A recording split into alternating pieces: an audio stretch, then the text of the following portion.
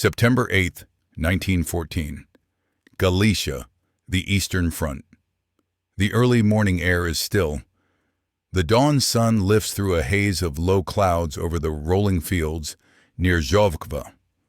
A thin mist clings to the grass below, where infantry columns move like ants across the pale horizon. Above them, a single aircraft cuts through the quiet. A Nieuport 4G, its canvas wings trembling in the slipstream, carries Captain Pyotr Nesterov of the Russian Imperial Air Service. He flies alone, engine roaring, air vibrating through the fragile frame. No guns, no armor, only determination. Ahead, two dark specks move steadily east, an Austro-Hungarian Albatros B-2 reconnaissance plane, its observer leaning over a camera. The Russians have no fighters, no weapons fit for dogfighting. Yet this morning, Nesterov intends to change that. He banks sharply, climbing toward the enemy. The Albatros crew spots him, a blur of silver against the sun, and begin evasive turns. Nesterov closes in. At 1,200 meters, the distance vanishes. The sky fills with the scream of wind and wood. He levels, aligns his nose to the Austrian's tail, and accelerates. In a single thunderous instant, two worlds collide. The air battle has begun. When the First World War erupted in the summer of 1914, the world's militaries were still learning what flight truly meant in war. The airplane was barely a decade old, fragile, unpredictable, and often considered more spectacle than weapon. Yet within weeks of mobilization, commanders across Europe realized the potential of the new machines for reconnaissance. The men who flew them, once civilian daredevils and inventors, suddenly became soldiers in a new, untested dimension of warfare. For the Russian Empire, the birth of aerial combat began under pressure. The Imperial Russian Air Service, WW1 Sily, fielded just over 250 operational aircraft by August 1914. Most were French imports or license-built designs, Farman, Voisin, Nieuports, and Morin-Saulniers. They carried cameras, not guns. Pilots often flew without parachutes, relying on courage and skill to survive the temperamental engines and harsh elements. Airmen were viewed with fascination and unease, part engineer, part explorer, part suicide volunteer. Among them stood Captain Pyotr Nikolaevich Nesterov, a 27-year-old officer of the 11th Corps Aviation Detachment based near Kiev. Trained as an artilleryman before transferring to aviation, Nesterov was known for his intellect, precision, and daring. He was not only a pilot, but a thinker, a man who viewed flight as both science and philosophy. In August 1913, at a field near Kiev, he achieved what no one else had dared: the world's first aerobatic loop executed in his Nieuport 4 monoplane.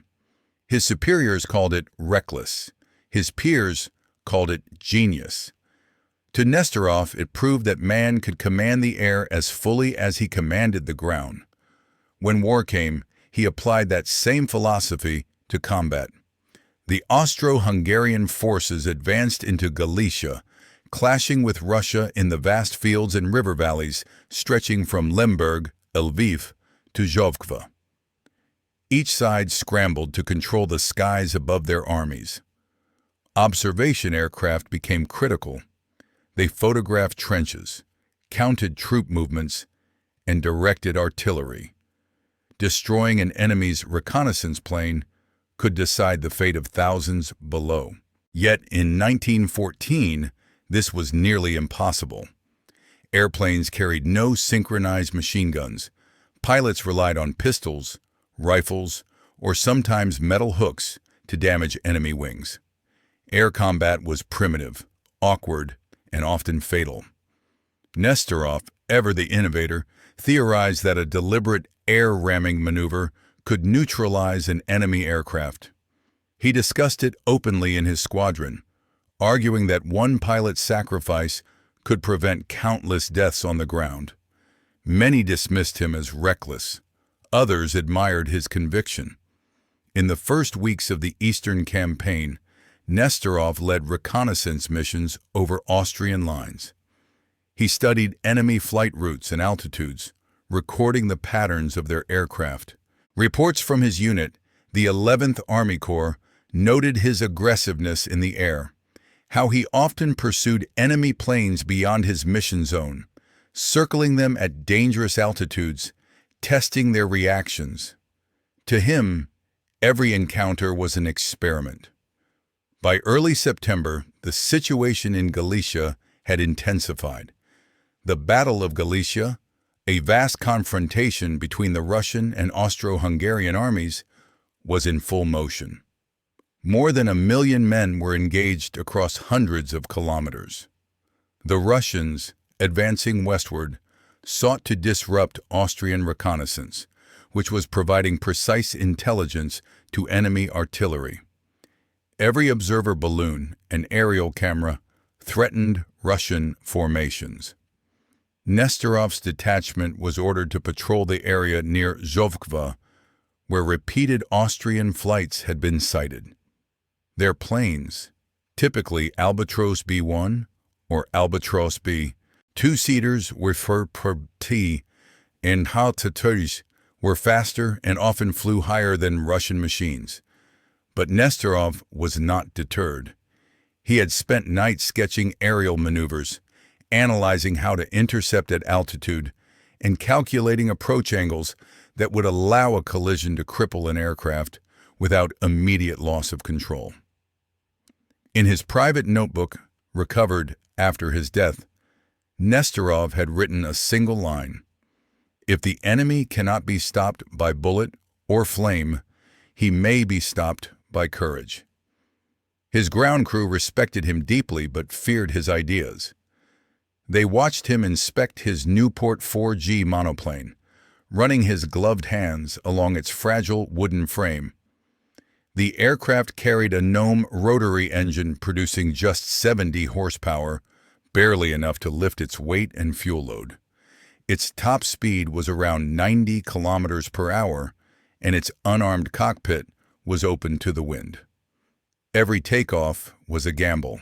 On September 8, 1914, reports came of an Austrian aircraft operating over Russian lines near Zhovkva. It was a routine reconnaissance mission for the Austro-Hungarian 11th Flieger Company, piloted by Franz Malina, with observer Baron Friedrich von Rosenthal.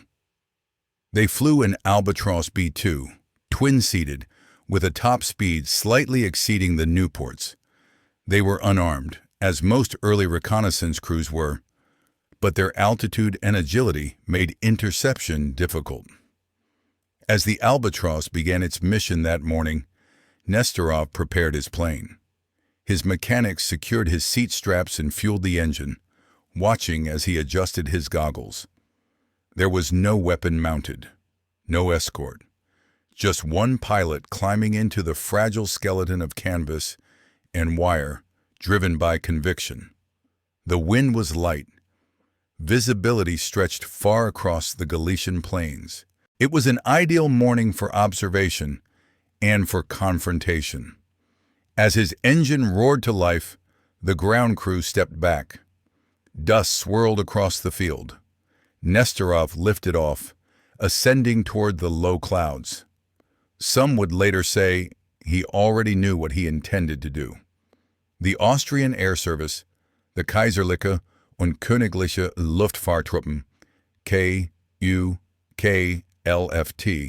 entered the First World War with limited resources but growing ambition.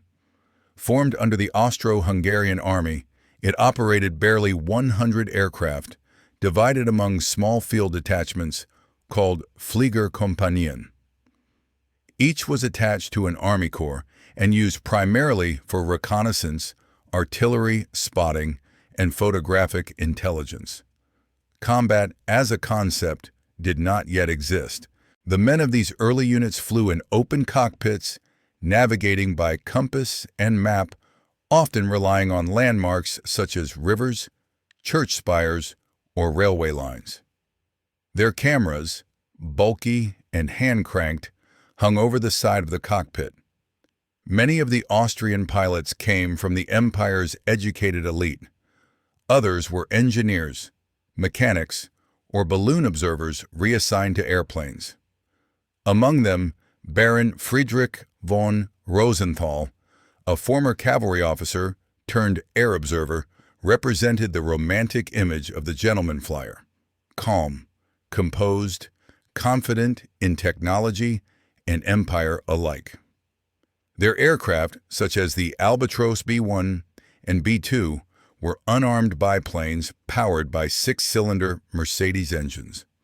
They could climb to 2,000 meters, but without weapons, their only defense was altitude and evasion. Pilots often carried pistols or carbines for self-protection, more symbolic than practical. Yet in the summer of 1914, that was all that separated life from death in the sky.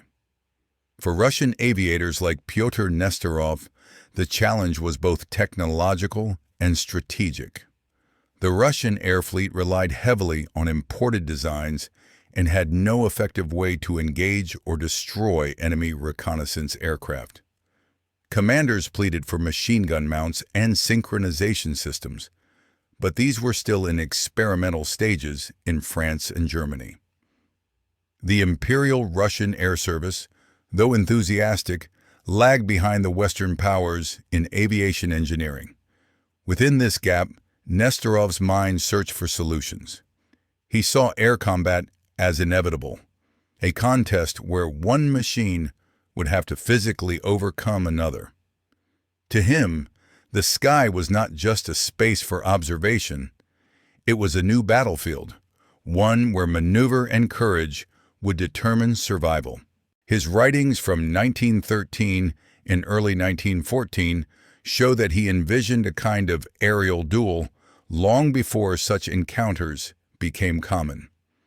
He was among the few officers who viewed flying as both art and science.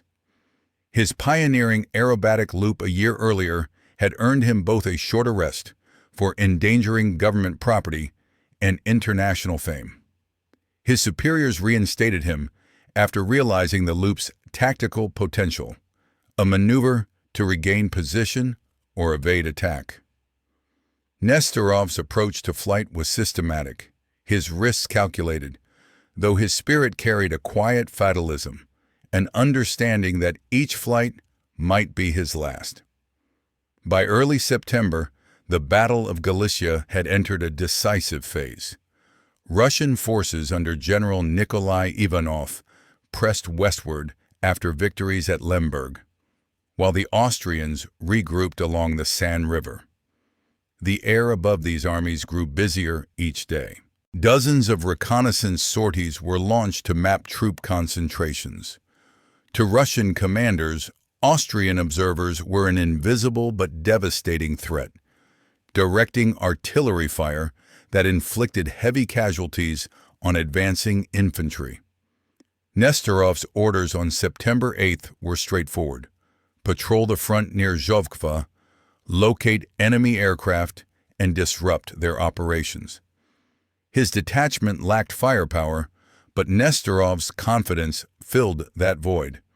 He was seen the previous evening studying the enemy's known flight paths on a field map, marking approximate altitudes and approach routes. To his mechanic, he mentioned one word: collision. That morning the weather was clear, wind steady from the northeast, temperature mild. At approximately 10 a.m., an Austrian Albatros, likely from Flick 11, piloted by Franz Malina with observer von Rosenthal, crossed the Russian lines at medium altitude. Ground observers reported its distinctive silhouette circling near Zhovkva. Minutes later, a lone Russian Nieuport 4 was seen climbing from the east. Nesterov. As he approached, Nesterov maneuvered to gain height advantage. His aircraft, a single-seat Nieuport 4G, was a monoplane with a slender wooden fuselage and wing bracing wires stretched tight as harp strings. With no forward-firing gun, his only weapon was his machine itself. He began a shallow dive, closing distance while maintaining speed. Witnesses on the ground, Russian infantry and artillerymen, later described seeing two planes performing a wide aerial chase. The Albatross attempting to climb, the Nieuport rising beneath it, both circling like predatory birds above the front. At an estimated altitude of 1,200 meters, Nesterov made his decision. According to reports compiled later by the Russian General Staff, he positioned his plane slightly above the enemy's trajectory, rolled inverted briefly, and struck the Austrian's tail section with his undercarriage. The impact sheared through the Albatross's control surfaces, sending both aircraft tumbling downward. Eyewitnesses recalled a single burst of sunlight as the planes collided, fragments scattering like glass through the air. The sound of splintering wood echoed faintly before silence returned. The Austrian aircraft crashed first, near the village of Zhovkva. Both Malina and von Rosenthal were killed instantly. Nesterov's Nieuport plunged moments later, inverted, breaking apart before hitting the ground. He was found alive but unconscious, still strapped to his seat.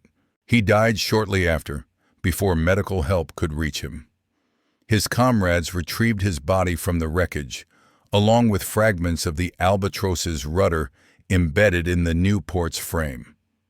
The air smelled of gasoline and scorched grass. A few soldiers stood in silence, unsure whether they had witnessed an act of madness or genius. News of the event spread rapidly through both armies. The Russian High Command issued a terse communiqué acknowledging Nesterov's death and his bravery in aerial engagement. For the first time in history, one aircraft had deliberately destroyed another in flight. A new age of warfare had begun. In the years before the Great War, the men who flew were not yet soldiers in the traditional sense.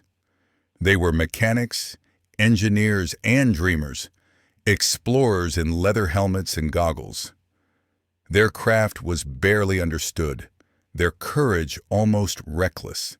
To fly in 1914 was to exist between invention and death, held aloft by wood, wire, and faith. Pyotr Nesterov's action on that September morning brought a stark new reality to those early aviators. The air could kill, and man could turn it into a battlefield. The human and psychological dimension.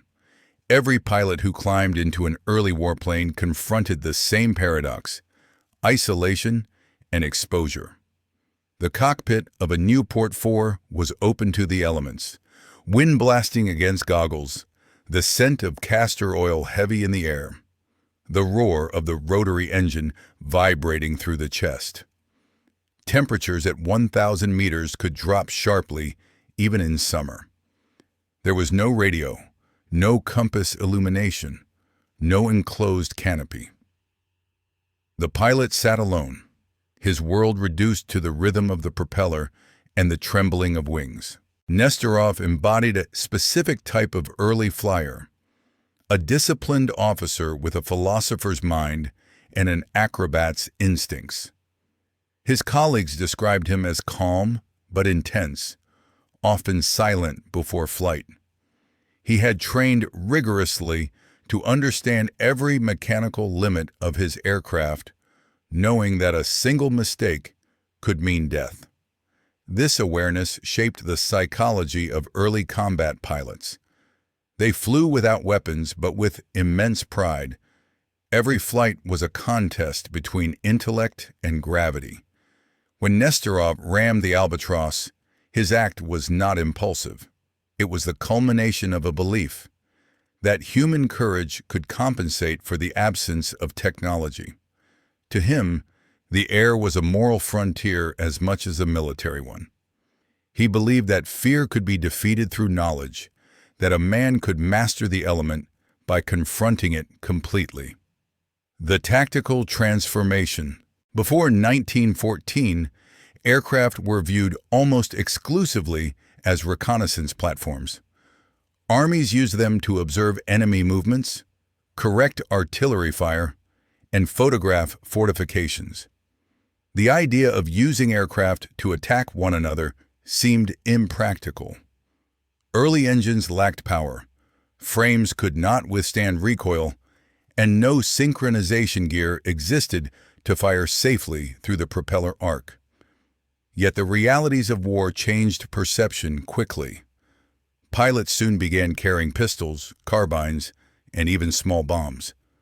The first aerial duels often looked absurd. Two men circling at low altitude, firing revolvers into empty sky. But these crude encounters marked the beginning of air combat. Nesterov's ramming was more than desperation. It was tactical innovation in its rawest form. He recognized that air superiority would depend not only on reconnaissance, but on denial, preventing the enemy from seeing. His decision to physically destroy an observation aircraft was, in essence, the first attempt at what would later be called air denial operations. It proved that aerial combat was not just possible, but decisive. The aftermath of his act forced both Russian and Austro-Hungarian commanders to reevaluate aviation's purpose. The Russians saw in his sacrifice a symbol of patriotic courage. The Austrians saw the terrifying potential of aggression in the air. Within weeks, both sides began experimenting with arming aircraft, mounting light machine guns or carbines to the fuselage or observer seats. Nesterov's ramming had, unintentionally, accelerated the weaponization of flight. The technological context. The early air war was defined by fragility. Aircraft frames were made from ash or spruce, covered in doped linen. Engines were unreliable, propellers splintered under stress. The Newport IFE's Gnome Omega rotary engine produced only 70 horsepower, barely enough to sustain level flight at altitude. The Albatros B-2, though faster, was equally delicate, with wire-braced wings that flexed visibly in dives. No armor, no self-sealing fuel tanks, no radio contact. Every sortie was a test of endurance and improvisation. Pilots navigated by landmarks, roads, rivers, or the glint of sunlight on water. When cloud cover descended, disorientation was deadly. Mechanical failure killed as many men as enemy fire.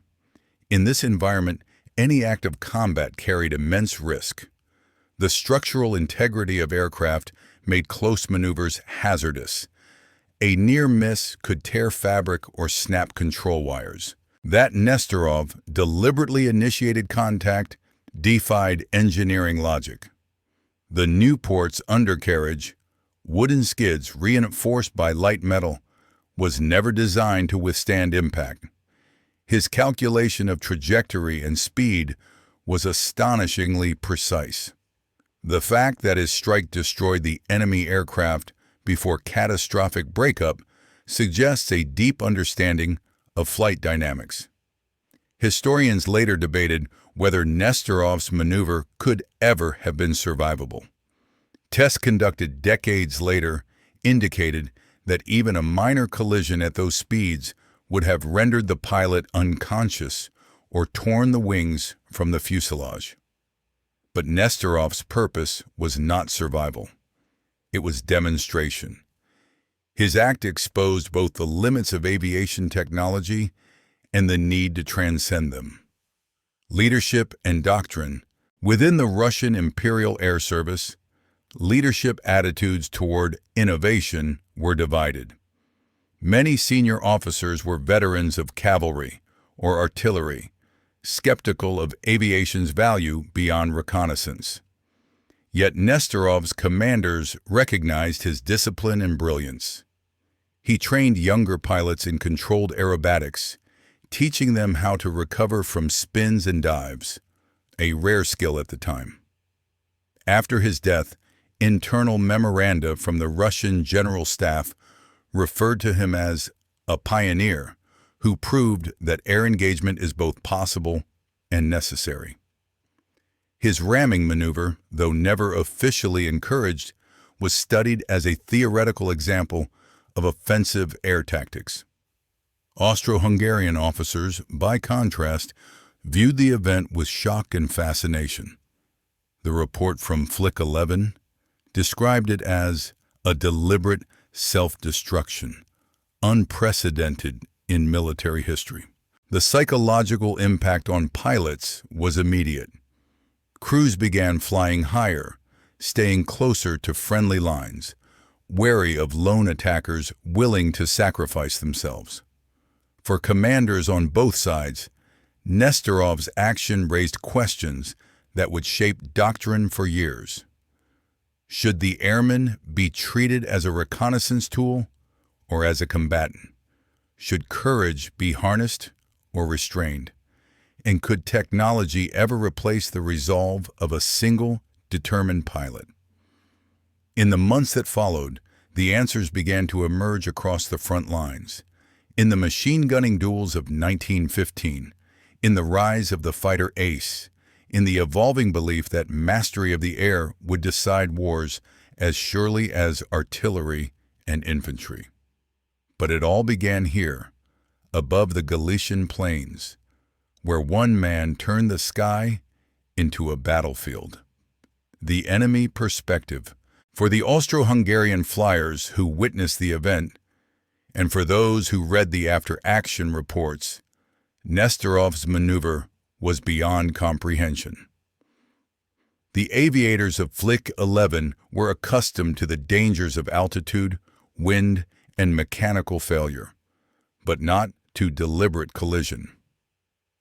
When the wreckage was recovered, several officers struggled to believe that a pilot could have acted intentionally. Baron Friedrich von Rosenthal, the observer aboard the destroyed Albatros, was one of the early aristocratic pioneers of Austro-Hungarian aviation. He had served as an infantry officer before joining the Air Corps, reflecting the empire's belief that aviation was a gentleman's pursuit. Technical, honorable, and clean compared to the blood and chaos of the trenches. The encounter that killed him destroyed this illusion. In the Austrian military press, the tone was respectful yet unsettled. A dispatch issued days later described the Russian pilot's action as a fanatic's gesture, courageous but outside the logic of warfare. Among Austrian airmen, the effect was chilling. If one pilot could turn his aircraft into a weapon, what limits remained? The sky, once seen as an arena of mutual professionalism, now held the potential for deliberate annihilation. Within weeks, air crews began reinforcing their observers' positions, attaching small shields or makeshift armor. The Luftfahrtruppen issued new guidance emphasizing altitude and vigilance against lone attackers. Von Rosenthal and Malina were buried with full honors at Zhovkva, and even in the official eulogy, there lingered a sense of awe, the grudging acknowledgement of an opponent's courage that soldiers often feel when confronted by the extraordinary. The ethics and shock. To the military establishment of 1914, Nesterov's ramming presented a moral dilemma. In an era still bound by the codes of chivalry, deliberate self-destruction blurred the boundary between heroism and fanaticism. Early airmen had fashioned themselves after knights, dueling in the open air, guided by honor rather than hatred. Yet Nesterov's acts suggested something new: total dedication, an absolute willingness to sacrifice self for mission. In Russian military culture, sacrifice carried deep resonance. The Orthodox tradition framed martyrdom as purity of intent. To die for the motherland was not only honorable, but sanctified. Newspapers in Petrograd and Kiev hailed Nesterov as a hero who had struck the first blow for Russia in the heavens. His face appeared on pamphlets and postcards. Children learned his name as the first knight of the air, but not all voices celebrated. In private correspondence, some officers questioned the value of losing an experienced pilot in such a manner. Courage, one general wrote, must serve victory, not symbolism. Still, even the skeptics recognized that the act had expanded the imagination of warfare. It demonstrated that the air, until then a neutral medium for observation, could become a lethal front in its own right. The Austrians, for their part, regarded the event with grim admiration. Reports filed from the 11th Army headquarters noted that the enemy has revealed a new weapon, human resolve. The word resolve appears repeatedly in those documents, underscoring how Nesterov's ramming was perceived not merely as a tactical incident, but as a psychological turning point.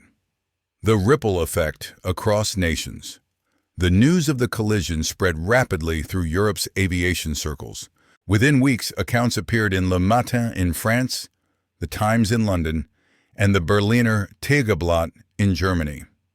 Each nation interpreted the event through its own lens. French observers praised Nesterov's audacity. German commentators admired his technical precision.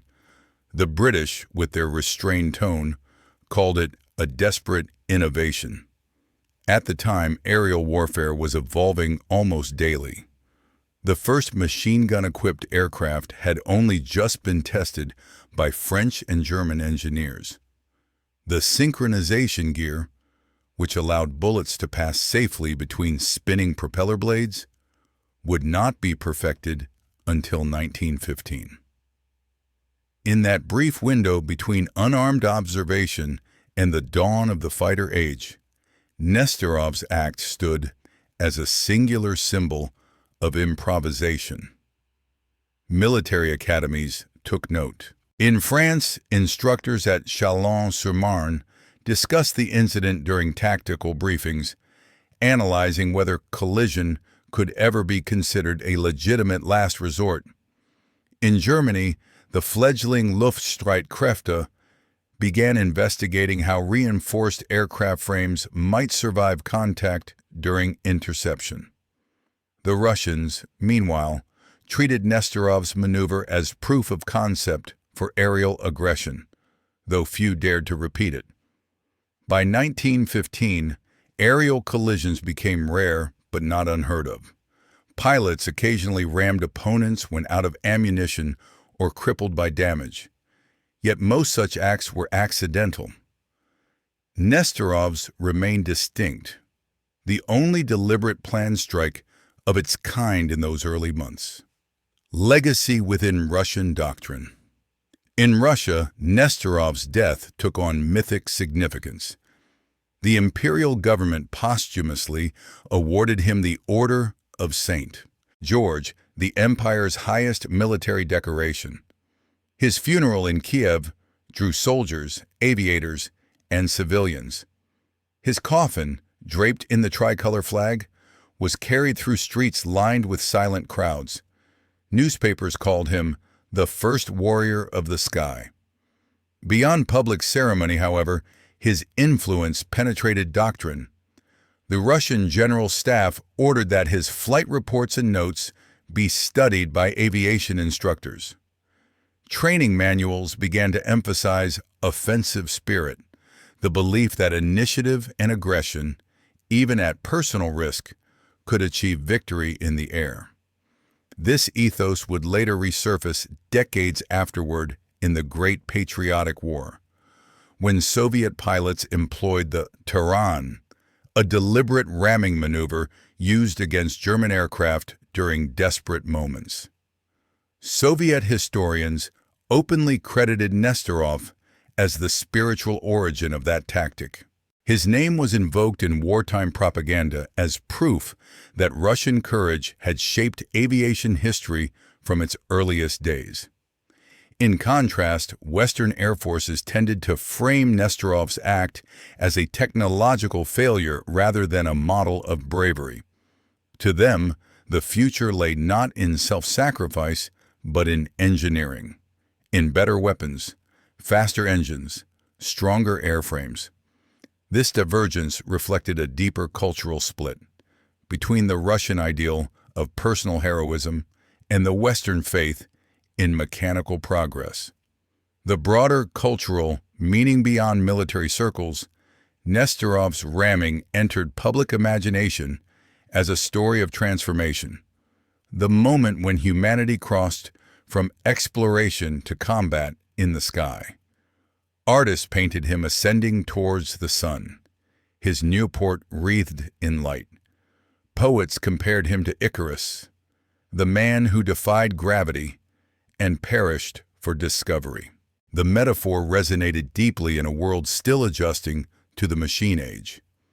Yet beneath the legend lay something more pragmatic, the recognition that courage alone could not sustain air warfare. Nesterov's death underscored the need for design, for doctrine, for an understanding that technology and human spirit must evolve together. His act had proven that the will to fight existed. The next step would be to give that will the means to survive. In less than a year, across France and Germany, the first dedicated fighter squadrons would form, their aircraft armed, their pilots trained not merely to fly, but to kill.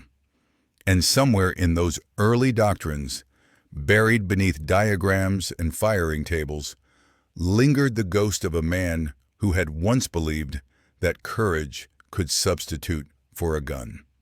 The day the sky changed, September 8, 1914, 6 a.m. near Zhovkva, eastern Galicia. The morning haze was beginning to burn off as Pyotr Nesterov's Nieuport 4 climbed into the cold blue.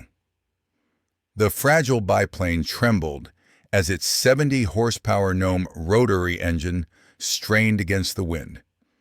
He had been in the air for less than 10 minutes when the message came. An Austro-Hungarian reconnaissance aircraft had been spotted crossing Russian lines, the same type that had photographed their artillery positions the day before. To the untrained eye, the Albatros B-2 was harmless, a slow, two-seat observation machine. But to the men on the ground, it was a ghost that summoned artillery shells and death. Every time its camera clicked, Russian soldiers died hours later under precisely targeted bombardment. For days, Nesterov had brooded over the problem. His aircraft carried no gun, no bomb, no defensive weapon of any kind. The Russians had yet to install machine guns on their planes, and their observers flew unarmed. To strike the enemy in the air was impossible, unless one used the plane itself as a weapon. A calculated sacrifice. Contrary to later myths, Nesterov's decision to ram was not impulsive. He had considered it before. Weeks earlier, he told his comrades, "If I cannot shoot him down, I shall strike him with my machine." It was not a boast, but a statement of principle, born from his belief that flight demanded audacity. In his notebooks, he had written that aviation would transform the very concept of battle. "Victory," he wrote, "will belong to those who master the air, not those who fear it." On that September morning, Nesterov saw the Albatros gliding westward, its long wings glinting in the rising sun.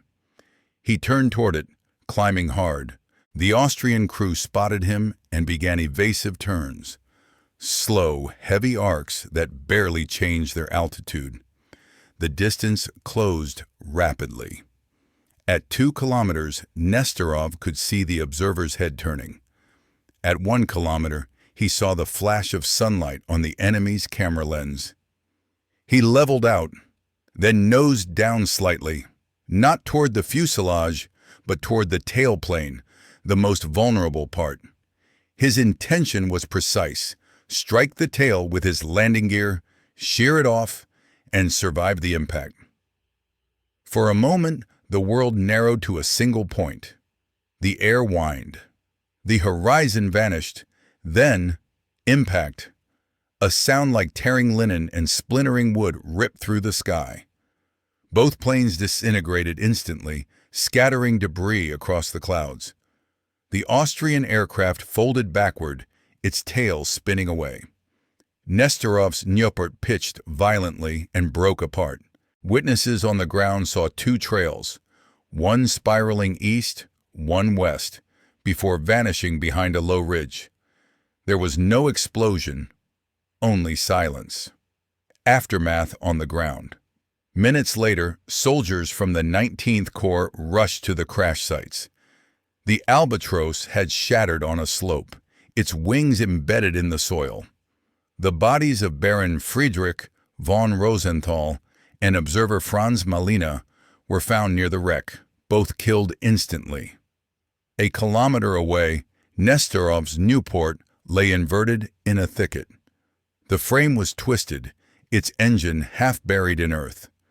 Nesterov was still alive, unconscious, his face bloodied, chest crushed against the control column. The soldiers carried him to a nearby field hospital. He never regained consciousness.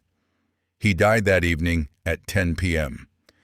His last recorded words, spoken hours before his final flight, were simple.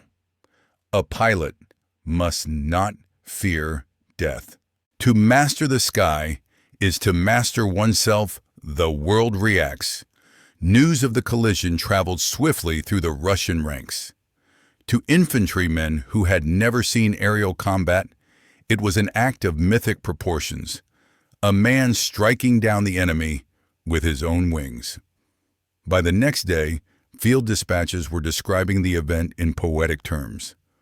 Our aviator Nesterov, in a fearless attack, destroyed an enemy aircraft by ramming it in the air. The first such victory in history.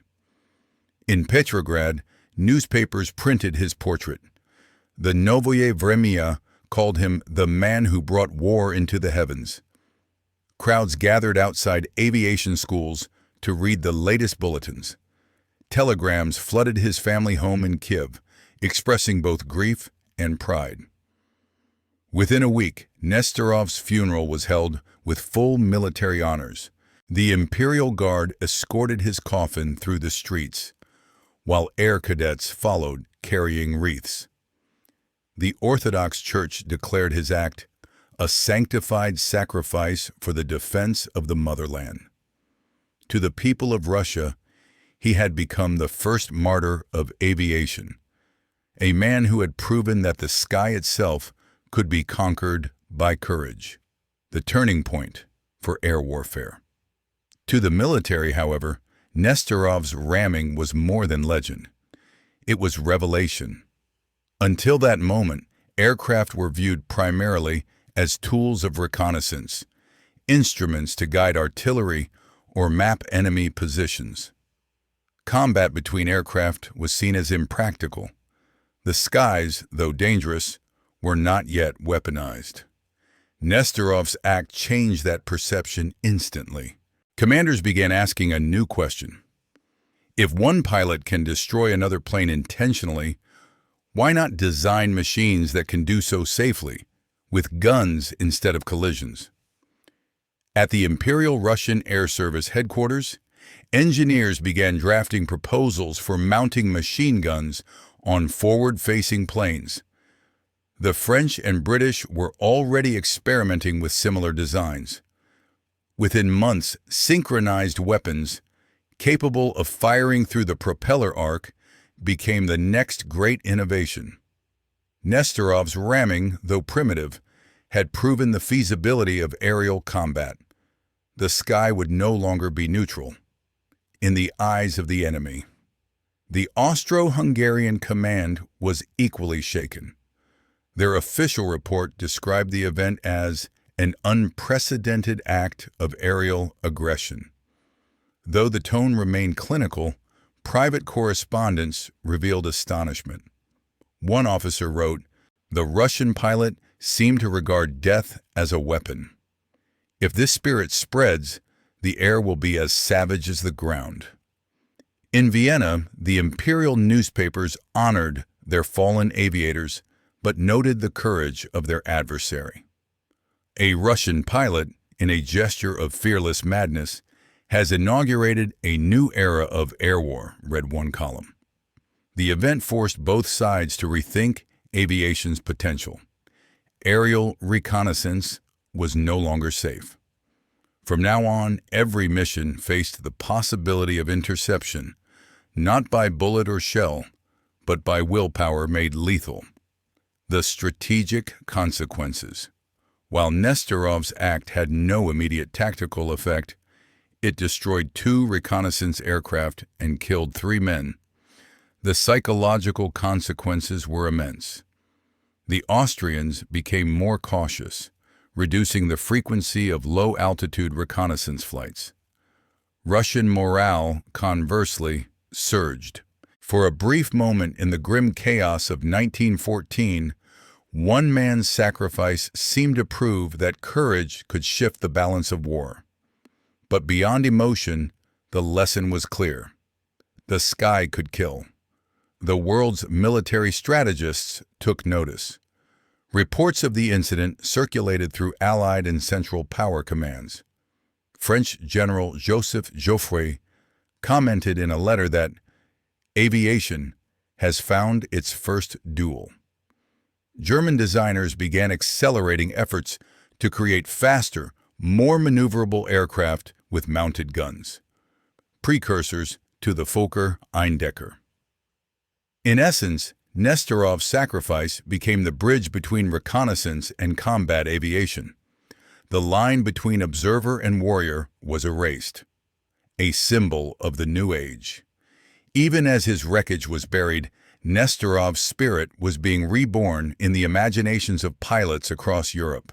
They saw in him not madness, but conviction, the recognition that mastery of the sky demanded more than skill.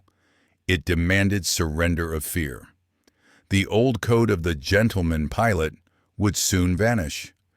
Within a year, skies over France and Belgium filled with machine gun fire, tracer rounds, and deadly duels between aircraft. Every pilot who climbed into a fighter cockpit owed something, knowingly or not, to that first fatal collision above Galicia. It marked the moment humanity stopped seeing the heavens as a frontier and began seeing it as a battlefield. Echoes across Europe. By the time news of Nesterov's ramming reached Western Europe, the Western Front had already begun to stagnate in mud and wire.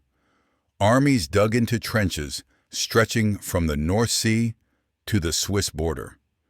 The ground war was paralyzed. But in the sky, something new was stirring. Military attachés from France, Britain, and Germany read the Russian communiqué with fascination. Reports described a pilot who destroyed an enemy by impact. Some dismissed it as rumor, others as myth. But aviation officers understood immediately. The boundaries of aerial warfare had just shifted. At the Aero Club de France, aviation pioneer Louis Blériot called it a tragic but inevitable step. In Berlin, Anthony Fokker and his engineers noted that if men were willing to risk their lives by collision, surely a safer, more efficient method of destruction was possible. A gun, fixed to fire forward. Within months, design teams across Europe began to prioritize aerial armament. It was no longer about observing or mapping, it was about supremacy. The beginning of the fighter concept. Before 1914, airplanes had been extensions of cavalry. scouts of the sky, not warriors. They carried cameras and messages, not weapons. When opposing aircraft met, pilots waved or signaled with pistols. Some carried carbines or grenades, but aerial duels were rare and clumsy. After Nesterov, this changed. The first formal doctrine to mention offensive aerial action appeared in French General Headquarters orders in early 1915, influenced partly by Russian and German dispatches describing the event. At Issy-les-Moulineaux, French engineers tested the Morane-Saulnier Type L, equipped with a forward-firing Hotchkiss machine gun. The Germans countered with the Fokker Eindecker, using an interrupter gear that allowed bullets to pass through the propeller arc, a concept that Fokker perfected after examining captured French mechanisms. The age of the fighter plane had begun. The collision over Galicia became its spiritual genesis, transformation in doctrine. In Petrograd, Nesterov's act became the basis for new training principles in the Imperial Russian Air Service.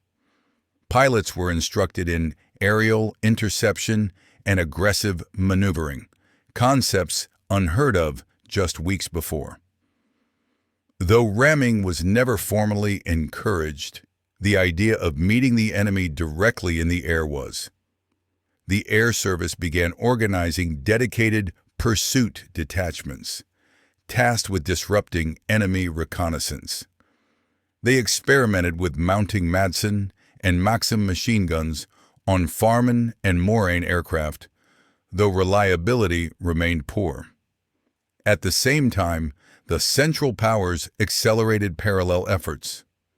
German tactical theorists such as Oswald Boelcke would later codify air combat principles, Die Dicta Boelcke, that defined dogfighting for generations. Boelcke himself acknowledged the psychological foundation laid by early acts like Nesterov's, the acceptance of risk as an intrinsic part of aerial victory. The first ramming replicas. Though no one replicated Nesterov's precise act immediately, his influence lingered. In 1915, Sergeant Alexander Kazakov, another Russian pilot, deliberately struck an Austrian aircraft using an anchor and cable suspended from his Morane Saulnier, a safer version of the ramming tactic. The enemy plane went down. Kazakov survived. It was as if Nesterov's ghost hovered over every bold maneuver, urging others to push boundaries. Ramming became a desperate but recognized tactic among Russian pilots, particularly when outgunned. Even decades later, during the Second World War, Soviet pilots performed Taran attacks, directly inspired by Nesterov's precedent. His philosophy had become doctrine. When weapons fail, courage must suffice. Cultural reverberations.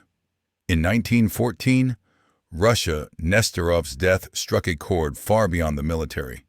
He was eulogized as a modern knight, the embodiment of sacrifice and ingenuity. Newspapers compared him to ancient warriors who met death head-on. Artists painted him ascending into the clouds, his aircraft like a cross against the dawn. Poets described him as the man who challenged gravity with honor. The image served a deeper purpose. Russia's war effort was faltering. Casualties on the Galician front were mounting. But in Nesterov, the empire found a symbol of hope, proof that Russian courage could match European technology. His name became synonymous with heroism. In 1916, the Russian Air Service instituted the Nesterov Cup, an award for the most daring pilot maneuvers and acrobatics. Later, during the Soviet era, his legacy was canonized further. The Order of Nesterov became one of the USSR's highest decorations for aerial valor. Yet beyond the propaganda, the truth remained simple and haunting. He had acted not for glory, but for conviction. that the air must belong to those willing to master it. The technological chain reaction. Every innovation in warfare comes with a catalyst. Nesterov's ramming served as that spark. Engineers who read of his feat were reminded of aviation's fragility and its potential. By 1915, aircraft structures evolved rapidly. Wood frames gave way to reinforced spars. Engines grew more powerful.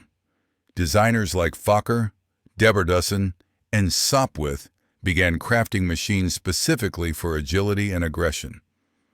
The Sopwith Pup, Fokker Eindecker, and Nieuport 11 Babet would soon dominate the skies.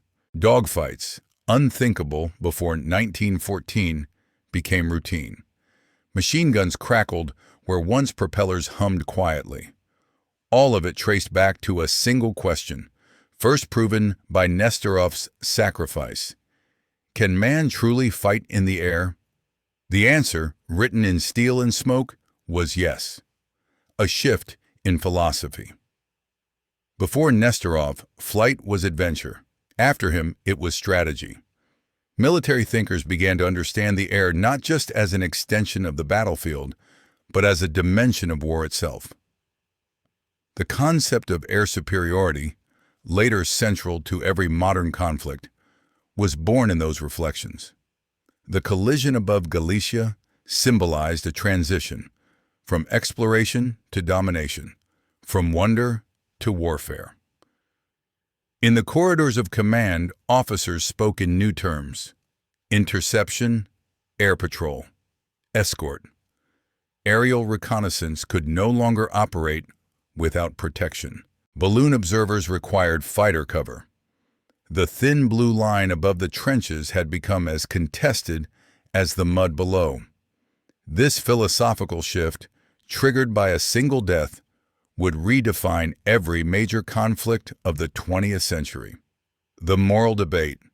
Not everyone viewed Nesterov's act with reverence. Some aviation pioneers saw it as a dangerous precedent, a glorification of suicide. French ace Roland Garros, who later pioneered the deflector plate system for forward-firing guns, remarked, "To die with your machine is brave, but to make your machine fight is genius." His sentiment reflected a growing debate. Was courage in the air about sacrifice or mastery? Nesterov had chosen the former. His successors chose the latter. Still, the two ideas were inseparable. Every ace who faced overwhelming odds, from Manfred von Richthofen to Albert Ball, carried some echo of Nesterov's defiance. Courage in air warfare became measured not by victory, but by the willingness to climb back into the sky despite its odds. A legacy written in air and blood.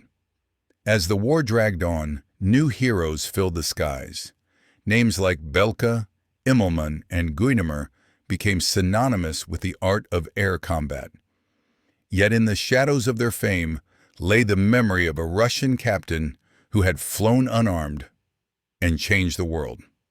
By 1916, more than 1,000 aircraft patrolled the Western Front daily. The air had become an engine of death and intelligence, of speed and fire. But beneath every roar of an engine lay the faint echo of a wooden frame crashing into another. Nesterov's ramming had been more than an act of desperation. It was a declaration that man's struggle with the sky would not end in fear, but in dominance. The moment realized. 2 years after his death, a new generation of pilots stood at the controls of machines far beyond anything Nesterov could have imagined. Fast, armed, lethal. Yet when they banked into combat, they carried the same instinct that had driven him to act. The belief that control of the air meant control of destiny. For those who survived, the lesson was eternal. The birth of aerial combat came not from invention, but from resolve. And it began with one man, one dawn, and one unarmed plane over the fields of Galicia. Shock waves of a sacrifice. The morning after Pyotr Nesterov's death, the 11th Army Headquarters received the full report. Both aircraft destroyed. 3 dead. No survivors.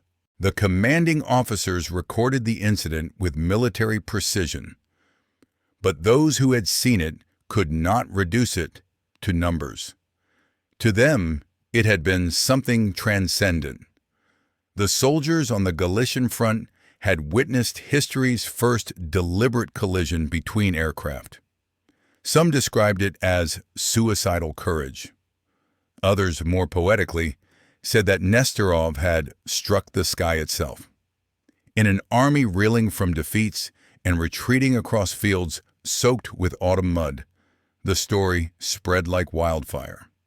The news gave soldiers and civilians back home a figure to believe in, a symbol that courage could overcome the enemy's machines. The Russian Imperial Air Service, still young and poorly equipped, now possessed a legend. It issued a formal communiqué praising Nesterov's extraordinary valor and sacrifice in the air, proving that no machine can daunt the will of a man devoted to his homeland. The ramming was a tragedy, but it became an origin myth. Official recognition and mourning Nesterov was posthumously awarded the Order of St. George 4th Class, one of the Empire's highest honors for gallantry in combat. The citation read, "For his fearless action in the air on 26th August, 8th September, New Calendar, 1914, in which he struck down an enemy aircraft at the cost of his own life." The date was engraved on the memorial stone placed in Kiev. His remains were interred in the Baikove Cemetery, where a small monument still stands today, a marble column with a winged propeller carved into its base. In the years that followed, Russian aviators visiting Kiev made pilgrimages to the site, placing sprigs of pine or small pieces of aircraft wire beside the stone. For them, Nesterov's grave was not a symbol of death, but of the spirit of flight, the willingness to risk everything for mastery of the air. The evolution of doctrine. Within months of the incident, both Russia and its enemies began to codify the implications of the event. The Imperial Russian Air Service issued new operational orders emphasizing intercept missions. The goal was clear: prevent enemy reconnaissance aircraft from operating freely. Nesterov's ramming had shown that interception was possible, even with unarmed planes.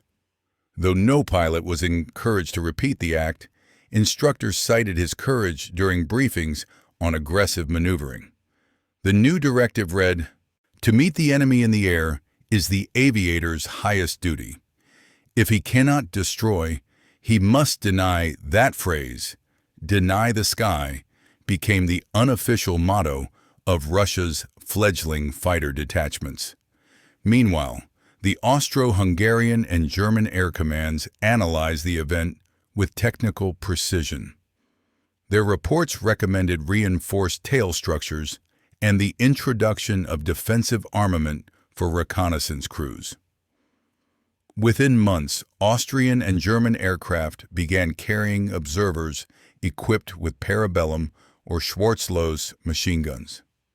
The sky, once seen as a realm of open exploration, had turned into a battlefield governed by evolving rules of survival. The psychological impact. Nesterov's ramming had psychological consequences that transcended the battlefield. To Allied nations, it proved that the air was no longer neutral. Every reconnaissance mission now carried the risk of direct confrontation. Pilots who once treated each other with polite waves began to carry pistols, carbines, even rifles. Fear crept into the clouds. In Russia, the act served another purpose. It restored morale. Newspapers described Nesterov as the Knight of the Heavens. For a population weary from casualty lists and poor logistics, his story rekindled pride. One editorial in Ruskoye Slovo wrote, "In the air, where no walls or trenches protect a man, a Russian officer has shown that courage remains the greatest weapon." That line was repeated in speeches, propaganda posters, and even recruitment drives for aviation volunteers.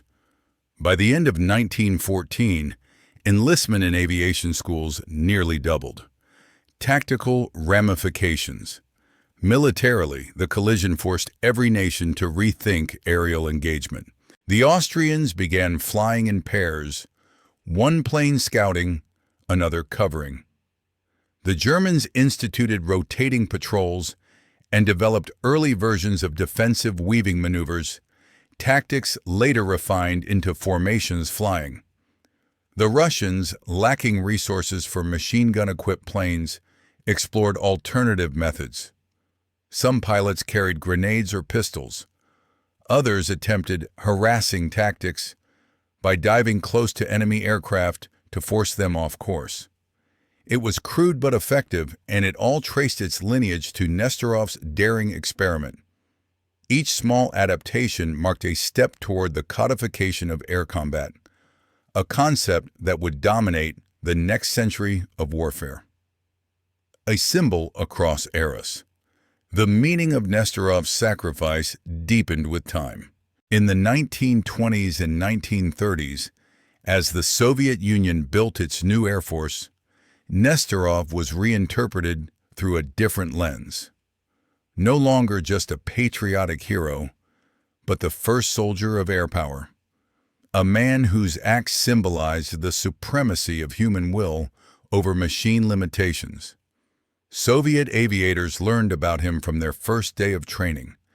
Textbooks described his 1913 loop and his fatal collision not as tragic accidents, but as milestones in the evolution of aerial courage. The term Taran, the Russian word for aerial ramming, became a doctrine of last resort. It was drilled into pilots during the Second World War, when Soviet airmen, short on ammunition or desperate to stop German bombers, deliberately struck enemy planes. Over 500 documented Terran attacks were recorded during the Great Patriotic War. Each one, consciously or not, paid homage to Nesterov. Commemoration and legacy. By the mid-20th century, Nesterov's name was inscribed on monuments across Russia and Ukraine. The Kyiv Higher Military Aviation School of Pilots was named after him in 1923. Streets in Moscow, St. Petersburg, and Lviv bore his name. During the 1960s, as the Soviet Union reached into space, cosmonauts cited Nesterov as an early pioneer of human risk and innovation. Yuri Gagarin, when asked about the lineage of Soviet aviation, remarked, "It began with Nesterov, the man who taught us that courage can overcome gravity." In 1992, the newly independent Ukraine restored his memorial and officially recognized him as one of the founding figures of its aviation heritage, a shared legacy transcending borders and regimes. Enduring lessons. The act itself, when stripped of myth, remains stark and human. A pilot, facing an enemy with superior equipment, chose to use his body and his machine as a weapon. In doing so, he proved that air warfare was not only possible, it was inevitable. Nesterov did not intend to die. He intended to demonstrate that the air was no longer safe for the unchallenged observer. He succeeded at the cost of his life. His death marked the transition from innocence to confrontation, from reconnaissance to combat. And though technology would soon evolve beyond his fragile Newport, the principles he embodied, courage, initiative, and the relentless will to challenge the impossible, would define the spirit of aviation for generations. From act to doctrine. By the time the First World War ended in 1918, the air had been utterly transformed. Thousands of aircraft now filled the skies above Europe, armed with synchronized machine guns, bombs, and cameras. Entire squadrons of fighter pilots hunted each other daily. Yet, when historians of aviation trace the origins of that transformation, when the age of air combat truly began, they always return to a single moment over Galicia in 1914. Military academies in the interwar years began to teach Nesterov's ramming as the first decisive act of aerial aggression. His method, though crude, had broken a conceptual barrier, the belief that aircraft were merely observers. By turning his airplane into a weapon, he had defined what it meant to fight in the air. At the Frunze Military Academy in Moscow, instructors used his name to introduce cadets to the evolution of air interception, from collisions to coordinated fighter sweeps. In Britain, the Royal Air Force College Cranwell cited Nesterov in early lectures about aerial determination, noting that his death symbolized the dangerous courage of early pilots.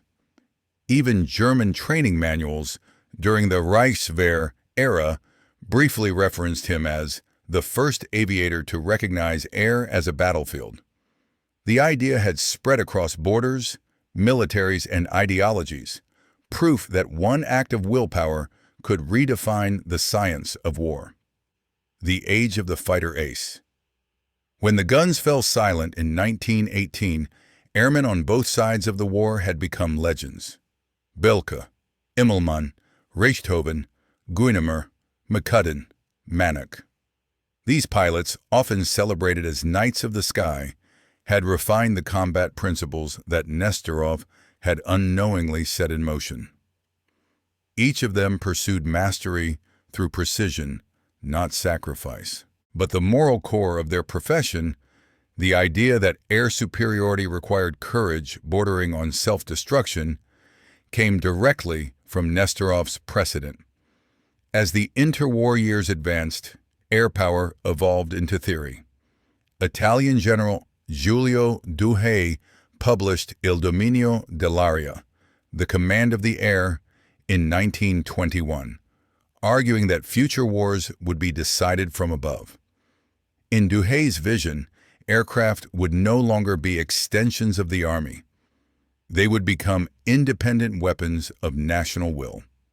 Though Douhet's theories relied on technology, their philosophical roots were the same: that the sky was no longer a neutral element, but a decisive theater of human contest. This was the world Nesterov had foreshadowed, unintentionally but unmistakably. A legacy of courage and method. Over time, the myth surrounding Nesterov softened into doctrine. His name became shorthand not for reckless bravery, but for the spirit of experimentation, a pilot who had tested the limits of both his machine and his body to reveal the future of combat. In 1939, as Europe edged once more toward war, a Russian aviation manual summarized his legacy succinctly. He did not die to kill the enemy. He died to prove that the enemy could be killed. That distinction mattered. It separated suicide from innovation, sacrifice from strategy. For young pilots, especially in the Soviet Union, Nesterov represented the perfect synthesis of discipline, creativity, and devotion. The Order of Nesterov, established decades later, would honor those who combine technical mastery with exceptional bravery in flight. From fighter access to test pilots and cosmonauts. The Second World War and the return of Tehran. When Nazi Germany invaded the Soviet Union in June 1941, the Red Air Force faced overwhelming odds. Outnumbered, and often flying obsolete aircraft, Soviet pilots recalled their national heritage of defiance in the air. The Taran aerial ramming reappeared now as an accepted tactic of last resort. On the war's first day, Lieutenant Dmitry Kokorev rammed a German Ju-88 bomber over Brest, destroying it at the cost of his own life. Dozens followed. By the end of the conflict, more than 500 Soviet aviators had performed deliberate ramming attacks. Each of them invoked Nesterov's name. His 1914 collision, once an isolated event, had become institutional memory. Proof that, in the most desperate moments, a pilot's courage could still alter the balance of the sky. It was not technology alone that defined aerial warfare, but the enduring human will to challenge the impossible. Global influence. Outside the Soviet sphere, Nesterov's name was less known, yet his impact endured indirectly. Western theorists recognized that his act marked a psychological threshold, a moment when mankind accepted the sky as a legitimate battlefield. In post-war analyses, the U.S. Army Air Forces cited Nesterov's ramming as one of the earliest examples of aerial commitment beyond technical capability. The lesson, they noted, was that innovation often begins where tools end, when necessity forces creativity. His story appeared in aviation histories published in Britain, France, and Germany, often alongside the Wright brothers, Santos Dumont and Blériot, men who conquered flight mechanically. Nesterov was the one who had conquered it morally, from Earth to orbit. By the mid-20th century, human flight had advanced far beyond biplanes and rotary engines. Yet even in the jet age, the essential truth of Nesterov's sacrifice remained. When the Soviet Union entered the space race, the new generation of cosmonauts looked back to the lineage of pioneers who had defied fear in pursuit of mastery. In 1961, during Yuri Gagarin's historic flight, the flight controllers at Baikonur transmitted a message after successful orbit. From Nesterov to Gagarin, the sky is ours. In that phrase, the continuum of courage was complete. The man who had struck an enemy plane with his wings had symbolically opened the path that led beyond the atmosphere. The human dimension. In modern retrospection, historians see in Nesterov's ramming not only the birth of combat aviation, but also the first ethical dilemma of air warfare. His decision, deliberate, calculated, and fatal, forced the world to confront the fusion of human and machine, courage, and technology. It raised questions still relevant today. How far can conviction justify self-destruction in combat? What separates valor from fanaticism? To Nesterov, the answer lay in discipline. His notebooks reveal a mind obsessed not with glory, but with precision and purpose. His actions were not those of a man courting death, but of one attempting to expand the possibilities of flight. He saw himself as a soldier of science as much as of war. That combination, intellect and audacity, would become the hallmark of every true aviator who followed. Enduring symbolism. More than a century later, Nesterov's name endures wherever the story of flight is told. His monument in Kiev still bears the inscription, "To him who was the first to challenge the sky with his own life."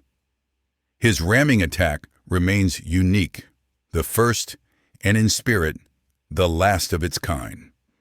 It stands at the crossroads of two eras, one of wooden wings and open cockpits, and another of steel, gunfire, and engines that could climb into the stratosphere. For all its tragedy, his act encapsulated the essence of early aviation: courage unshielded by technology, conviction unprotected by armor. The skies above Galicia that morning became a threshold, not between two planes, but between 2 centuries of human ambition. Pyotr Nesterov's flight over Galicia in September 1914 remains one of the defining moments in the history of aviation, not for the destruction it caused, but for the possibilities it revealed. In a fragile, unarmed Newport 4, he confronted the question that would shape the 20th century. Could a human, alone and exposed, dominate the sky? His answer, executed through deliberate collision, transcended the limitations of his era. The act itself was simple in concept, but monumental in consequence. It proved that aircraft were no longer mere observers of war. They could be active instruments of combat. That single collision marked the birth of offensive air tactics, a philosophical and technological shift whose reverberations extended across Europe and eventually the globe. Engineers, strategists, and pilots alike began to see the air as a domain to be contested, a battlefield in its own right. Nesterov's sacrifice also crystallized a human truth. Courage can define innovation. Technology alone could not change aerial combat. It required the audacity to act beyond the conventional, to challenge both gravity and expectation. His willingness to risk and ultimately surrender his life demonstrated a principle that would echo through generations of aviators. Mastery of the skies depends as much on human resolve as it does on machine performance. Yet, his legacy is dual. It is both inspirational and cautionary. The deliberate ramming attack he performed highlighted the extreme limits of personal bravery, but also underscored the ethical and practical dilemmas of combat in a domain where the human body and fragile machines are exposed. For decades, Russian and later Soviet pilots drew tactical lessons from his example, balancing daring with discipline. Globally, militaries absorbed the lesson more abstractly. The air was no longer neutral, and control of it required both strategy and innovation. Ultimately, Nesterov's story is a meditation on the intersection of courage, technology, and history. In the rattle of early biplanes, in the crackle of anti-aircraft fire, and in the silent ruins of shattered wood and wire, he demonstrated a timeless truth. The future of aviation would be forged by those willing to push beyond conventional limits. His life and death became a touchstone for the human spirit in flight, a symbol of the eternal tension between risk and mastery, daring and ingenuity, mortality and aspiration. Above all, Nesterov reminds us that history is often made not only by the weapons we wield, but by the decisions we dare to act upon in moments suspended between earth and sky.